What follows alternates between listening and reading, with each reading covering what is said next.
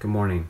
My name is Professor Robert Coleman, and I'm the Deputy Chair and Vice Chair of Clinical Research in the Department of Gynecologic Oncology and Reproductive Medicine at the University of Texas MD Anderson Cancer Center in Houston, Texas. And I'm so pleased to join you today, where we will be discussing the awareness, actions, and advances in ovarian cancer care. Although I couldn't arrange to be with you in person, I felt it was important to contribute to the dialogue that will be ongoing throughout this symposium. I am convinced that it is through these grassroots efforts that real change can be effected in the care of women with ovarian cancer. I'd like to thank all the conference organizers, but especially Elisabetta Bernardini, Professor Mariano Bissari, and the officers from the Department of Health for their invitation and their support of this conference. I wish you my very best for a very successful outcome. Thank you. So in keeping with the spirit of the conference, I was asked to provide some high-level comments regarding this disease and how we might make a difference as we go forward in our understanding. Specifically, I wanted to discuss a little bit about the origin of this disease, particularly in light of the new findings that the fallopian tube probably contributes to a substantial proportion of the cases known as ovarian cancer. I wanted to provide a little bit of an update on screening and the efforts that are ongoing globally, as well as some newer developments in the strategies for this disease, particularly as it relates to individualized therapy. So as is well known to the audience, ovarian cancer is a major problem, particularly with regard to its disproportionate impact on death due to disease. In the U.S., I provided some statistics here, but what's more important is the relatively global experience in identifying this disease when it is least likely to be cured.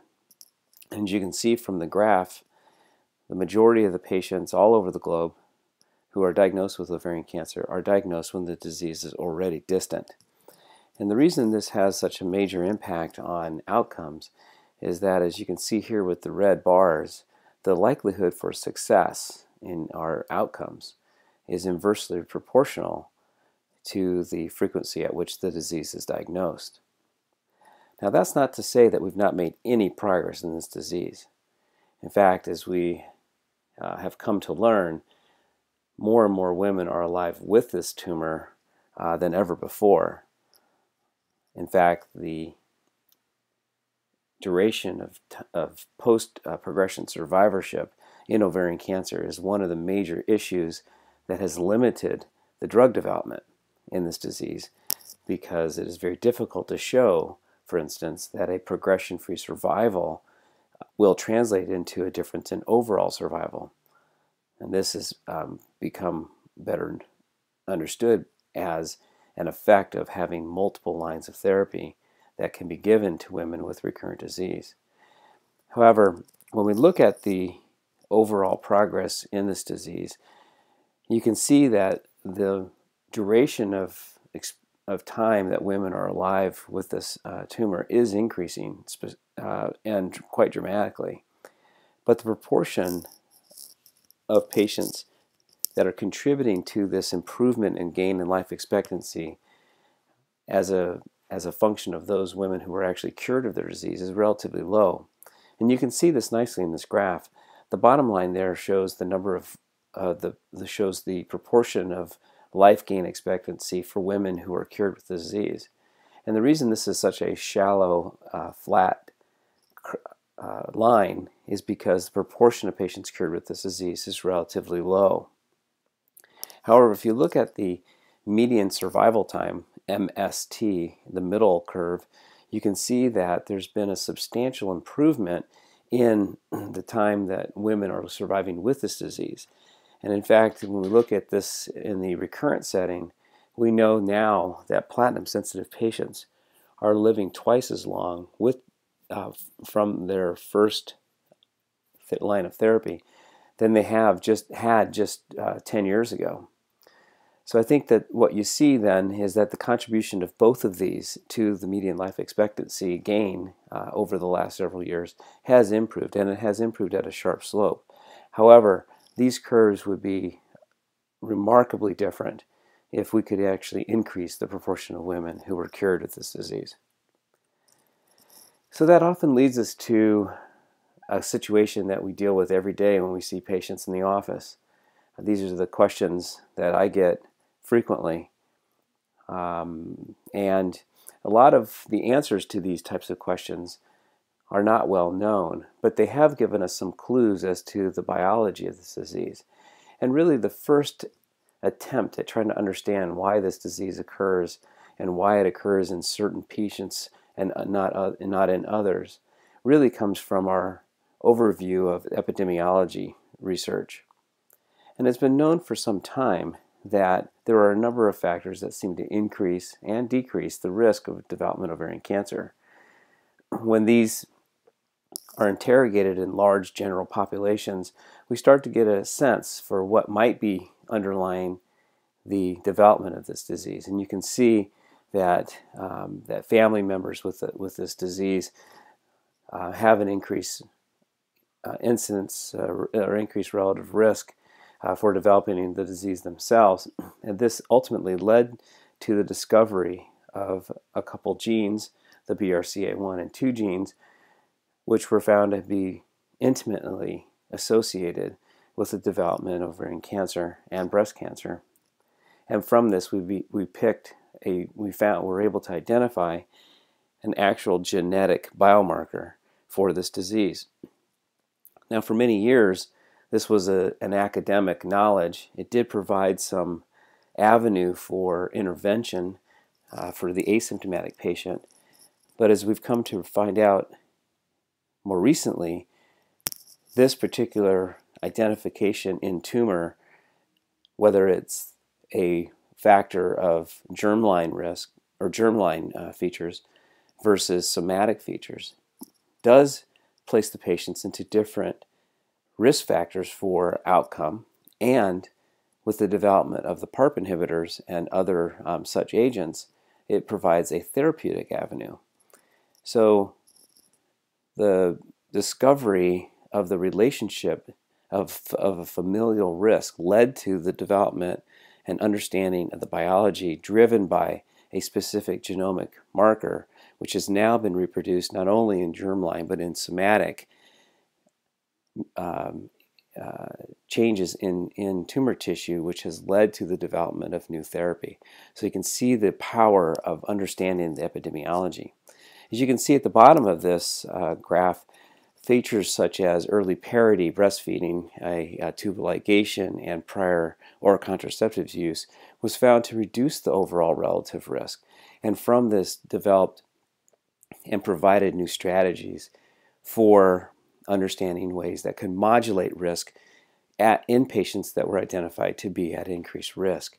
So these types of data have been reproduced in many different data sets around the world and provide some understanding as to factors that might provide some early answers to those questions that I showed you on the previous slide. Now, one of the more recent developments in understanding why ovarian cancer occurs has come from a careful interrogation of the tumors and from the careful evaluation of the fallopian tubes that was performed as prophylactic procedures in women known to be at high risk. But we've known for some time that the epidemiological data has supported that incessant ovulation and other features related to ovulatory cycles seems to increase the risk for ovarian cancer. We also know that because the impact of a tubal ligation can seem to reduce the risk of ovarian cancer over lifetime, that there may be a microcirculation of the sex steroids that may be driving this malignant transformation over time. And as we know that there are a number of genes that are expressed in this microenvironment that can perform a series of genetic changes that ultimately lead to the aberrations that are responsible for development of ovarian cancer. We do know that the majority of the cancers that arise from the ovary arise in the epithelial cells, but there also seems to be a relationship to the fallopian tube, which is in general closely attached or closely approximated to the ovaries themselves. And as you can tell now, in the last 5 or 10 years, there's been an increasing attention placed to the fallopian tube. As I mentioned, there were studies done by doing careful interrogation of the removed fallopian tubes in women at germline risk for ovarian cancer, and it was found that there were some preclinical or precancerous changes identified in these specific secretory cells in the fallopian tube. It was also found that these specific secretory cells in the fallopian tube carried a specific signature that was similar to that seen in the many ovarian cancers and the extensive literature that's been performed on ovarian cancers that have been removed. And it was found, as you can see in the little graph on the right, that this P53 signature and the intraepithelial malignancy found in the fallopian tube led to the successive changes that formed these serous cancers that were very similar to those seen in the traditional ovarian cancer. This has provided some increasing evidence that there is this preclinical, pre-invasive state of ovarian cancer, particularly as it relates to those cancers that are derived from cells in the fallopian tube.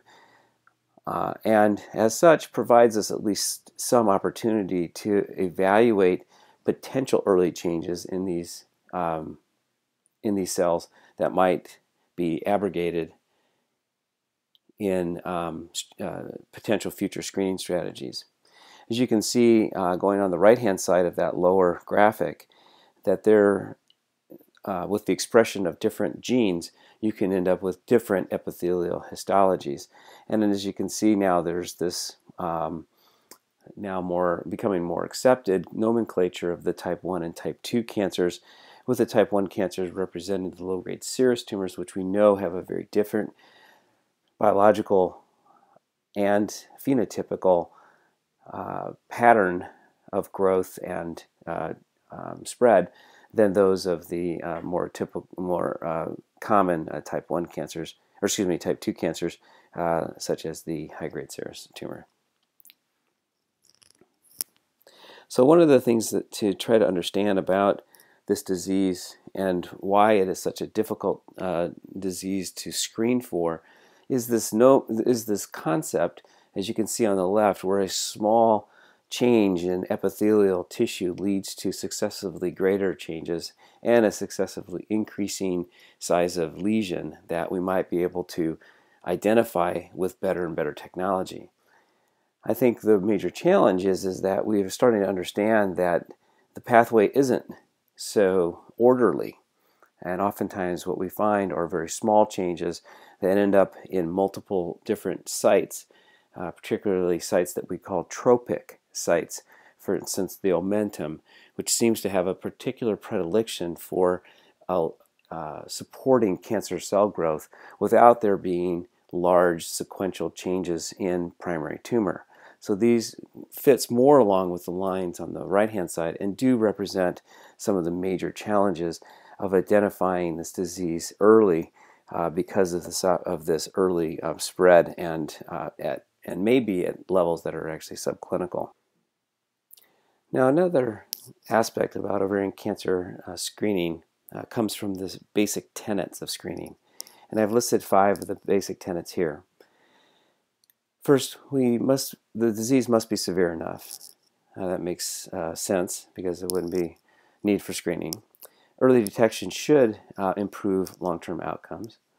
There should be a detectable preclinical phase. That preclinical disease should be prevalent. And the modality that we use to perform screening should be cost-effective and acceptable. Now, if you think about this in the terms of the Pap smear and what it has done for cervical cancer, you can easily see how these tenets are met and why this is such a successful screening intervention. First of all, cervix cancer obviously is severe enough, and we do know that early detection will improve outcome because earlier stage disease patients do much better than late stage patients. We also know that there's the detectable preclinical phase, otherwise known as dysplasia, and we know that that is extremely prevalent in the general population. We also know that this pap smear is cost effective, it's acceptable to patients, and they've come to expect this as part of their annual screening surveillance. However, when we look at this in the context of ovarian cancer, it's clear that the tenets are not so easily met. First of all, obviously the disease is severe enough, and it does appear that there is a improvement with reducing the stage. So if we could migrate the proportion of patients that are diagnosed with late stage patients to earlier stage patients, that we should be able to improve overall outcome. Now, what we don't know is whether or not there is a preclinical phase at all. As I mentioned, there are some tubal intraepithelial changes that can be identified, but the question is, are these detectable? And I put a question mark here because there are some new genomic signatures that may be helpful as we move forward, and I'll share that with you in just a bit. One of the two tenets that we're not meeting is that, number one, the preclinical phase is not prevalent.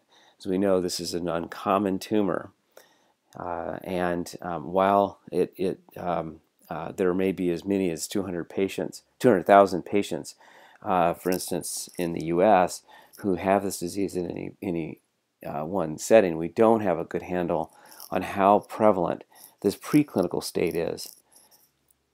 But it is certainly not prevalent. And ultimately, we don't have a cost-effective and acceptable tool because we know from our experience in other screening trials that something that would be performed on an annual basis appears to not be sensitive or specific enough to be an acceptable therapy. And also, as we add more modalities, we tend to increase the price. And that has an impact on how well we can export any screening strategy going forward. So as you can see here, right now the current state of the art is to look at a number of features interchangeably and hopefully come to a stronger overall screening strategy. You can see here I've listed physical exam and family history knowledge that while that is important, so far that alone has not proved to be strong enough. The biomarkers area is really limited in our technology and understanding of this disease, and this is probably one of the areas that is undergoing the most innovation currently around the world. And then we have morphological evaluation of the adnexa. Currently that is limited to ultrasound and transvaginal sonography, but these modalities, especially as we learn how to better do imaging agents, particularly molecular imaging agents, may change as we go further in the future. And as you can see, there are a number of different studies ongoing to try to look at the combination of these particular features versus routine care in women who would otherwise be considered healthy. So one of the first things that came out some time ago, this is a paper by Barb Goff, but it actually received quite a bit of press in when it was first released as a study to try to debunk the myth that ovarian cancer is a silent disease. And I think that her work, this was done by surveying patients presenting at different clinics in the outpatient setting, and they went back and they looked at the number of patients who actually presented with who actually ultimately had ovarian cancer, and they went back and they asked them what types of symptomatology they had. And you can see that while there was no specific symptom that was isolated to the or reflective of the diagnosis of ovarian cancer, what they found was that the intensity and the severity of these symptoms, such as pelvic and abdominal pain, bloating, urinary frequency, and urgency, these things were more common in patients ultimately with the diagnosis of ovarian cancer as opposed to those that didn't. But the lack of a single specific symptom, say vaginal bleeding, for instance, was missing. And so what this told us was that we needed to pay attention to these types of symptoms. And that was really the central message from her paper and some of the subsequent papers that have come out since this time, which is that patients who are taking care of women in this age group need to pay attention to these types of symptoms and at least have this on the differential diagnosis if they start to show a change in their pattern of symptomatology. The other issue has come up has been looking for biomarkers, and right now, as you know, CA125 is being used quite extensively to monitor patients. In the patients that have obvious metastatic disease, the findings of CA125 are often used as an adjuvant to the diagnosis and are oftentimes quite elevated. However, we've come to know that there are many benign conditions that can elevate a CA125, including those that cause inflammation in the peritoneal cavity. And you can see that even on the cancer list, that there are several cancers that can occur in the abdominal cavity that can elevate the CA125. So this by itself is not going to be a great tool to discriminate cancer from non-cancer. However, as I mentioned, as we move forward, biomarkers themselves are becoming more and more specific and hopefully sensitive to identifying real changes in the ovary that would be consistent with the development of cancer. And then transvaginal ultrasound, as I mentioned, is very good about doing morphology indexing. The idea here is that understanding morphological changes in the ovary will help us to discriminate cancer from non-cancer when it occurs, particularly in women who are ovulatory. So as you all are well know, ovarian cancer is a disease of postmenopausal women. So changes like you can see on this particular slide of a clear fluid mass interface are not subtle. But we do see several situations where women will present with that are essentially asymptomatic. They may have a mass that's palpated on exam. The ultrasound would be done and it would show a septated mass without other distinguishing characteristics. And the question is, how can we determine that specific change, first of all, requires intervention, and secondly, is actually reflective of ovarian cancer? So as I mentioned, this is an important tool that is widely available, but in and of itself is unlikely to be very beneficial.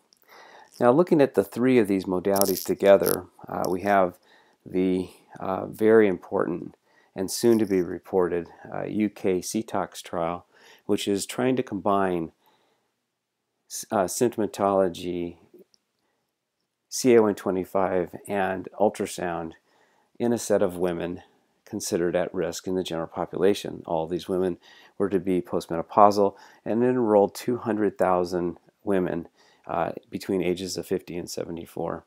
They were randomly assigned to a no treatment group, the control, so about 100,000 women there, and then 50,000 each into two different screening modalities. One was the multimodal screening, which involved a triage mechanism of CA125 exam and transvaginal ultrasound, and a second one that involved just the ultrasound triage. Now, one of the unique features of this particular study has been a way to evaluate serial CA125s. And what this is doing is it's evaluating a woman over time for significant changes from a baseline. And you can see these are different diagrams reflecting patients who were identified with this disease. And you can see that for instance, in the top two, patients, these particular women had normal CA125s up to a certain point, and then there was an acute change. And those were relatively easy, but what was of note was that over this time period of screening, this acute change was reflective of an early stage disease. You can see in the third top graph, this patient had normal CA125s continuously throughout, but ultimately the change over time led the investigators to call this an aberration. And when this was investigated, you can see it led to the development of a stage 2B high-grade invasive cancer. The bottom two graphs are of note because obviously the one on the lower left shows a patient who has essentially a normal CA125 over time. And this is what we would normally see kind of in the general population, represents a low-risk patient. But the second graph shows a woman where you can see that this was still classified as a low-risk patient, but had an elevated CA125. And we see these patients from time to time that have elevated elevated baseline values, which can be serially followed. The importance here is the change. It's the algorithm that goes into understanding what's considered a significant alteration from a proven baseline. Now, the CTOX trial that I showed you before was really the first report to bring data regarding the prevalence screen. So this was being done in the first part of the trial to identify the outcomes. And you can see here's the breakdown of the group, as I mentioned, 100,000 women or so in the control group, two groups of 50,000 each into the two other screening modality studies. And it's important to remember that the primary endpoint of this trial is ovarian cancer mortality. Now, in the manuscript, or in the paper, they presented just on the two screening intervention trials or aspects, and you can see this is being done within 1 year of the prevalence screen. So it's a relatively limited experience, and it's only looking at the two interventional groups. But one area I want to highlight, this is just the general summary here of the diagnoses and the performance of the testing, is the patients who had positive and negative screens and the impact of those screens on intervention. So one of the things you can see here quite nicely is that between the two screening modalities, there is quite high specificity, and you can see that the sensitivity was improved by the addition of the CA125 algorithm, as well in combination with the ultrasound. It outperformed the ultrasound, which is the second category. You can see the number of positive screens between the two modalities, 34 and 24, and you can see the number of screen negatives in this group. What I want to draw attention to, though, is the two pieces on the bottom. The positive predictive value was 35.1% in the multimodal screening and 2.8% in the ultrasound group. And what that led to was in a very important clinical lesson. And that's that when we take a test and we make a decision based on it, what we are in essence doing is we are testing its positive predictive value. So in other words, if we see an abnormal test, we want to know how often was that abnormal test really reflective of disease. So as you can see, when they added the risk of ovarian cancer algorithm to the ultrasound, they got it right about 35% of the time. And what that meant was that the positive screens that ultimately required an intervention was reduced from 35, as you can see in the ultrasound group, down to just 3. So that means that it took just 3 operations to identify a patient with cancer. Now, what we don't know is what the distribution of these cancers are and how they compare to usual care, because ultimately that will reflect the impact of this type of intervention on overall mortality. Remember that what we're trying to do is we're trying to migrate the stage at diagnosis from the distant stage category to the earlier stage category, because we think that will have the greatest impact on outcome. Now, these types of trials are ongoing in other places, although not to the same spectrum as the UK CTOX trial. But there has been work done to evaluate different algorithms for assessing cancer risk based on screening studies, and those continue to be validated in ongoing smaller size trials. And the one trial that we recently reported on shows that we are getting a very similar experience, but we are also identifying patients at earlier stage disease. And although these are quite limited in their spectrum, there does seem to be an impact on stage migration for some of these interventional studies. And hopefully in either 2014 or late 2014 or early 2015, we'll have the overall mortality data from the UKC tox trial. Now, people always ask, what's the downside of screening? Why don't we just do it? Why don't we just screen everybody with a CON25 and an ultrasound every year? Well, this was one of the studies that did cause us to pause a bit in being so bold in making a statement like that. This was data that came from the PLCO trial, which was essentially looking at annual screening with CON25 and ultrasound in women 55 to 74. And you can see this was a randomized cohort of about 40,000 women in each of two categories, usual care or intervention with an annual CON25 and ultrasound. And what we found in this trial was that in the group of patients who had intervention, and that's the solid line, you can see that there were more cancers identified cumulatively over this 13 years of the study. But what was a real cause for pause was that we did not see an improvement in the cumulative deaths in the interventional group or the control group. And so, so the question came up, well, what was the expense for this outcome? So we had not identifying more patients, but not changing the overall mortality. And really what it came down to was that many of these screen positives being done on an annual basis did lead to intervention. And what this particular table shows was that you can see here the complications that were seen in the usual care group versus the interventional group, that there was a substantial number of complications in patients who had no cancer. So what it tells us is that the annual CON25 ultrasound strategy in the general population did not change mortality because of probable non-change in stage migration, but it also led to harm in some women who ultimately never had disease.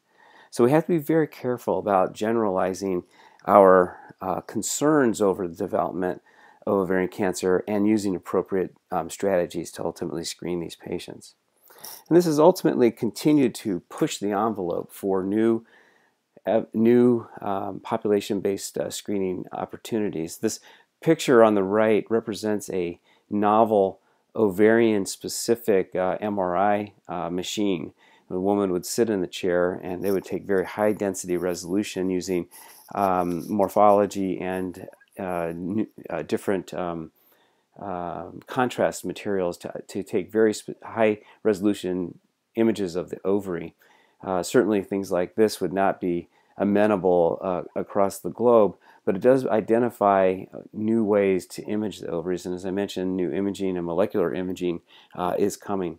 In addition, there is a plethora of novel biomarkers that are being evaluated and validated, and ultimately these study algorithms will need to be optimized by using mathematical procedures to help identify the true screen positives and the true screen negatives. And ultimately, when we come up with very effective screening strategies that are not harmful to women in the general population, our hope is that we can ultimately make measurable differences going forward. And one of those strategies that's being looked at is trying to do genomic testing on sampling from the cervix. And this came out last year of a technology called PapGene. This essentially is massively parallel genomic sequencing being done from samples that are collected from the uterus. And what they were able to show on the graph on the right, these were genomic changes that were found in 12 women who had ovarian cancer. And you can see that they has our general frequency of gene mutations that we see for patients in the greater population of ovarian cancer patients with frequent P53 mutation, some PI3 kinase pathway mutations, and some RAS-RAF MEK mutations as well. So hope is that we'll be able to use this kind of new technology to identify very early changes as they would occur from the fallopian tube and ovary tissues in women who are in the early stages of disease. So one of the last concepts I want to leave you with is the idea that we need to get out of this mentality of ovarian cancer being considered the same disease. It's clear that although our practice is to treat patients who develop this disease in a very similar way, that has to change. As we understand more and more about the biology of these individual tumors, we have a better way to treat these patients. So I think that we will ultimately not fall into the pattern of one size fits all. We know that from our review of different from different studies that different histologies perform quite differently. And these are the progression-free and overall survival curves of patients treated with the same paclitaxel carboplatin, but broken down by different histologies. And you can see that patients who have mucinous and clear cell tumors in advanced stage tend to do worse than patients who have serous or endometrioid type of tumors. So the question always comes up when you see this kind of data is why? And one of the things that we've been able to identify is that each of these different histologies do have leverage of different types of genomic aberrations. Certainly with high-grade serous, we see frequent p53 mutation, but in low-grade serous, we don't see it that frequently, and we do see leverage of alterations in RAS and RAF, as well as some PI3 kinase pathway aberrations. Those PI3 kinase pathway aberrations are also frequent in clear cell cancer and endometrioid tumors, and you can see that mucinous tumors are oftentimes characterized by significant RAS alterations as well as EGFR2. So these are important differences that might explain the clinical data regarding histology, but it also provides important clues as to how we could change our therapy based on these types of expression patterns, because each of these are actionable types of mutations. In addition, we can learn a lot about a disease from its occurrence in other sites. This is a study that was published a few years ago looking at clear cell tumors from different origins. So obviously clear cell tumors are very frequently found in the kidney, but when we looked at the expression patterns of different genes among clear cell cancers diagnosed in the ovary, in the endometrium, and the kidney, we found that there was quite a bit of overlap in these expression patterns, which provides us some opportunity to take what we have seen or experienced in other tumor types and apply it to these individual diseases in a way that would be not otherwise testable in a specific ovarian cancer trial. And lastly, we've come to understand that cancer is really a disease of tissues. We've spent a lot of time focusing on the cancer cell itself. All of chemotherapy is basically going after the fact that cancer cells are dividing at a frequency that's higher than the background environment, which makes them cytotoxic in that specific regard.